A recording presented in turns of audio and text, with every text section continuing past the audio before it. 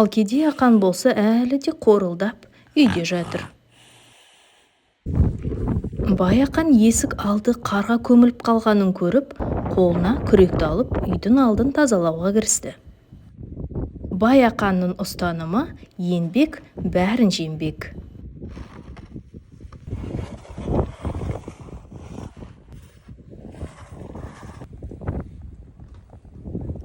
Ал кедей ақан ұйқысынан енді оянып, қолын телефонға соза бастады. Ал бай ақан болса, үйдің алдында жиналып қалған қоқысты жинап, қоқыс жәшігіне апаруға кірісті.